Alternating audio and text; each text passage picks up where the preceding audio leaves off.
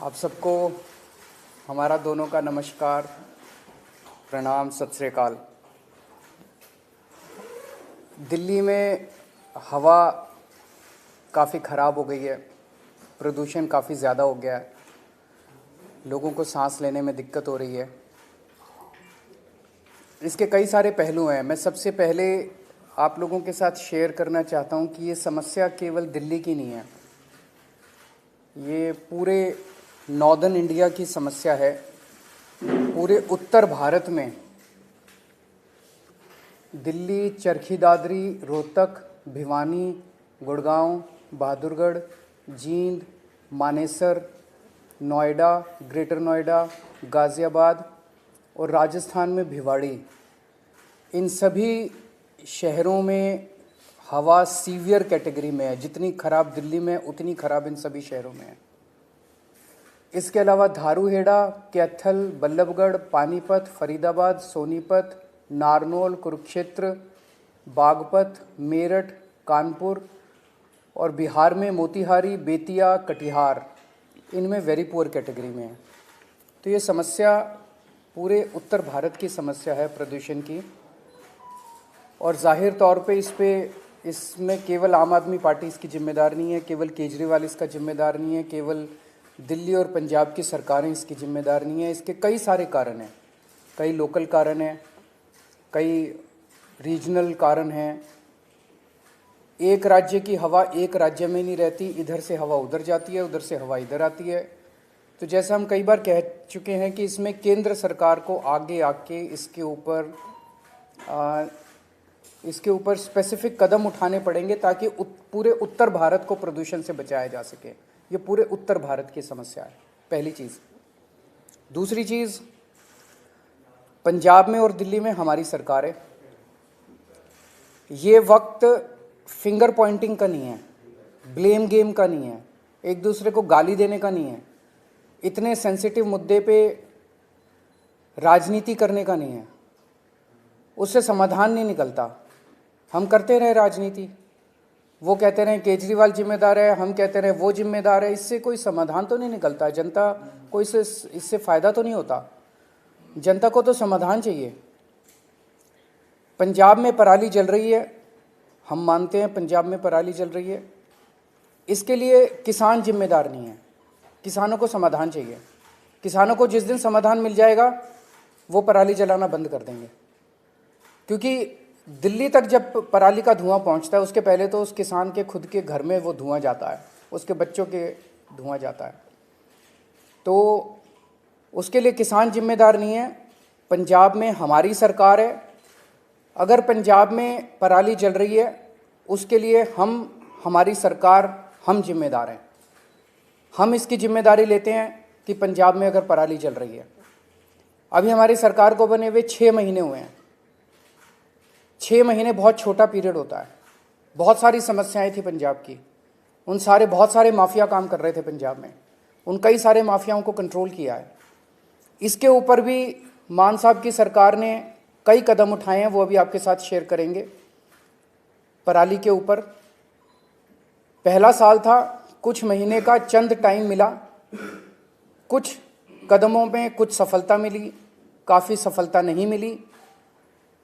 और मुझे उम्मीद है कि अगली साल तक, जब अब लगे हुए हैं इस पे, अगली साल तक पराली के जलने का इंसिडेंस काफ़ी कम होगा। कई सारे कदम उठाए जाएंगे, स्पेसिफिक कठोर कदम उठाए जाएंगे, किसानों के साथ मिलकर कदम उठाए जाएंगे। लेकिन हम इसमें ब्लेम गेम नहीं करना चाहते। पंजाब के अंदर अगर पराली जल रही है, उसके लिए हम जिम्मेदार हैं, हमारी सरकार जिम्मेदार है। इसमें मान साहब की सरकार ने कई सारे कदम उठाए हैं, वो आपके साथ शेयर करना चाहेंगे। जैसा कि अरविंद केजरीवाल जी ने बोला, ये नॉर्थ इंडिया की प्रॉब्लम है। किसान खुद भी पराली नहीं जलानी चाहता, लेकिन क्योंकि अगली फसल और धान और गेहूं की फसल में सिर्फ और सिर्फ 10-12 दिन का गैप है, तो वो 10-12 दिन में अपने खेत से पराली को कहीं इधर उधर भी नहीं कर सकता, तो उसके पास माचिस की तीली है बस। हमने 1,20,000 के आसपास जो मशीनें दी जो पराली को बीच में ही, ज़मीन के बीच में ही खपत कर देती हैं।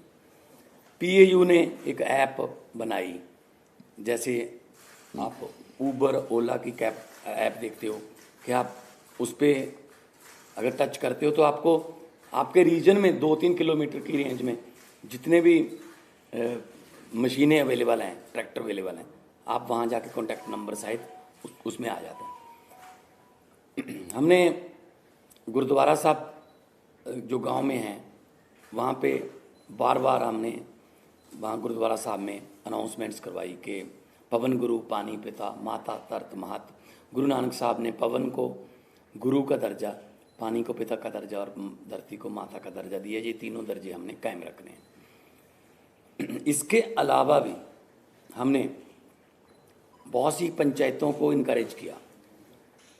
मेरे पास आंकड़े हैं कि 124 गांव, 120 गांव, 93 गांव उन्होंने इकट्ठे होके अपनी अपनी पंचायत बुला के ये मता पास किया ग्राम पंचायत ग्राम सभा में कि हम लोग पराली नहीं जलाएंगे।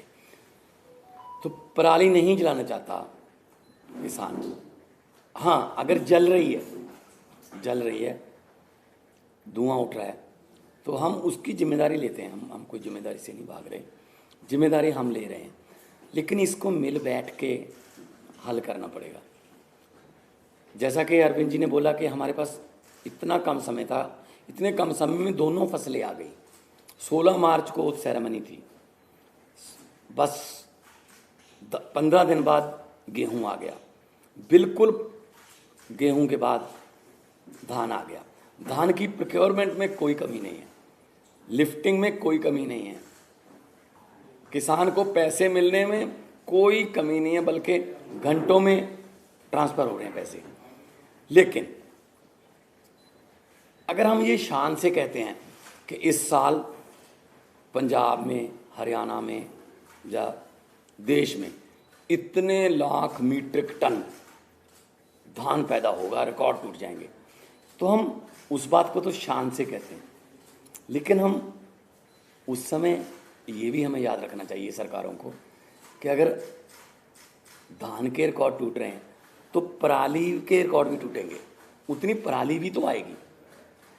तो हमने अभी क्योंकि समय कम था, फिर भी हमने बायो एनर्जी का इंडिया का पहला प्लांट, बर्बियो कंपनी है जर्मनी की, वो लहरा गागा के पास माननीय केंद्रीय मंत्री हरदीप पुरी जी वहाँ पे आए थे, उद्घाटन किया। वो एक प्लांट जो है 47,000 एकड़ की पराली उठा लेगा, पैसे भी देगा, उठा भी लेगा। एक प्लांट सिर्फ 47,000 एकड़, सिर्फ क्योंकि पंजाब में 75 लाख एकड़ में धान की बुआई होती है। तो एक से तो काम नहीं चलेगा, ऐसी हमें पीसीओ कंपनियां चाहिए, पराली से बिजली बनाने वाली कंपनियां, पराली से सीएनजी बनाने वाली कंपनियां, बहुत कुछ लेटेस्ट आ गया। हम आपसे ये वादा करते हैं अगले साल नवंबर में इसी हॉल में शायद हम किसी और एंगल से बैठेंगे कि हम उस समय तक इसका हल कर चुके होंगे। चाहे तो हमें पंजाब में इतनी फर्टाइल धरती है, कुछ भी बीज सकते हैं, बस एमएसपी मिल जाए। चाहे तो हम जो क्रॉप डाइवर्सिफिकेशन है उसकी तरफ जाएंगे, फसलों की अदला बदली में। धान से किसान भी कह रहा है मैं धान नहीं उगाना चाहता, मेरा पानी नीचे जा रहा है धरती वाला।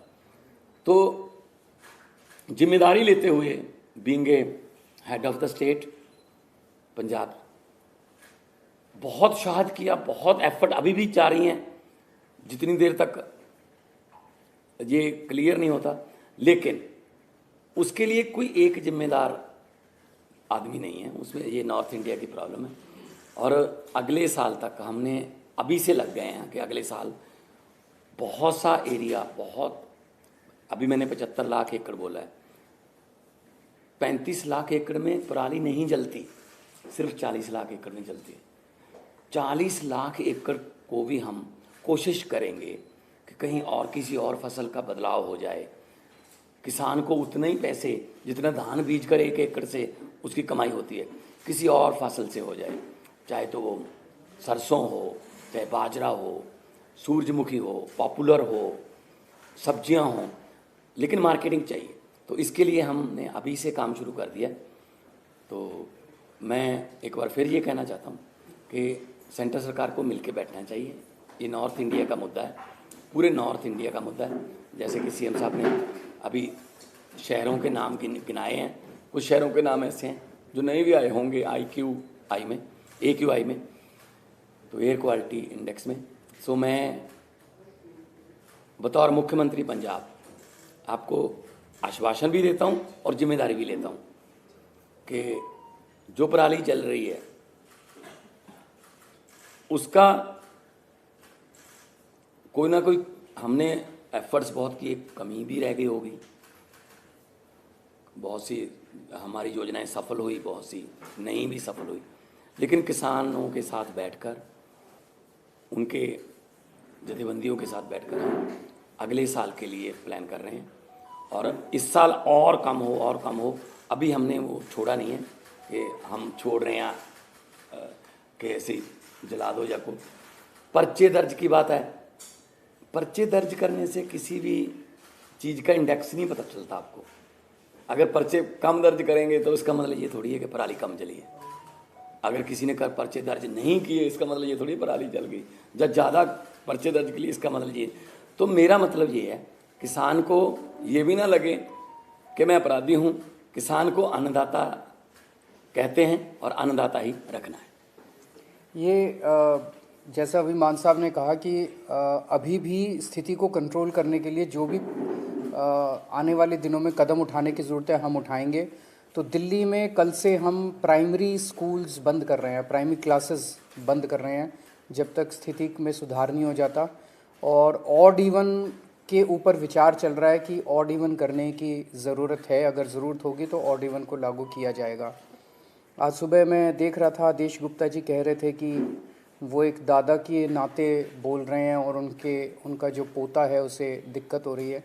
मैं उन्हें भरोसा दिलाना चाहता हूँ आदेश गुप्ता जी कि आपका पोता मेरा भी पोता है, और भरोसा रखिए कि हम पूरी कोशिश करेंगे, मिल के कोशिश करेंगे कि किसी भी बच्चे को किसी भी तरह की तकलीफ़ नहीं होनी चाहिए, उसके स्वास्थ्य से संबंधित, उसकी ज़िंदगी से संबंधित। अगर कोई क्वेश्चंस हैं एक दो तो। जो मान साहब ने कहा जो पराली को लेकर इस पे सवाल उठ रहे थे कि केंद्र सरकार से आप लोग को कह रहे थे कि प्रस्ताव भेजा था वो नहीं माना गया, उस समय उसके बावजूद कोई और कदम जो आप लोग उठा सकते थे? नहीं, देखो 2 प्रस्ताव हमने भेजे थे। एक तो था कि 1500 आप दे दो, 500 दिल्ली गवर्नमेंट से ले लेंगे, 500 हम दे देंगे, 2500 रुपये पर एकड़ अगर उसको मिल जाएगा, वो दिहाड़ी वगैरह पे उसका खर्च होगा 1000 के आसपास, वो पराली को एक जगह पे रख लेगा, निकाल के अपनी फसल वो गेहूं की बीज देगा। लेकिन वो प्रस्ताव माना नहीं है। फिर हमने कहा कि बहुत सी कंपनियां ऐसी हैं जो पराली से बिजली बनाना चाहती हैं, बायोगैस बनाना चाहती हैं, उनके लिए फेडरल गवर्नमेंट से, सेंट्रल गवर्नमेंट से हमें परमिशन चाहिए थी, वो भी इतनी जल्दी में हो नहीं पाई। अभी भी हम कोशिश कर रहे हैं दोबारा कि चलो ये सीज़न हो गया तो अगला सीज़न तक तो कम से कम कर लें। तो हमारी तरफ से 1,20,000 हैप्पी सीडर्स बोलते हैं उसको, वो मशीनें चल रही हैं। मशीनों की अवेलेबिलिटी की कोई प्रॉब्लम नहीं है। हम गुरुद्वारा साहब में भी अनाउंसमेंट करवाते हैं कि जिसको मशीन चाहिए इस गांव में मशीन, भाई 4 मशीन, 2 ट्रैक्टर हैं। अगर आपके पास अकेला ट्रैक्टर है, मशीन नहीं है, तो आप मशीन वहाँ से ले आएँ। अगर आपके पास ट्रैक्टर भी नहीं है तो ट्रैक्टर समेत भी मशीन मिलती है।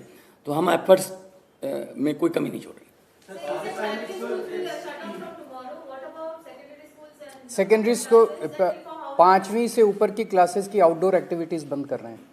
स्पोर्ट्स और आउटडोर एक्टिविटीज़ जो हैं वो नहीं अलाउड की जाएंगी। सर, आप एनसीआर की बात कर रहे थे।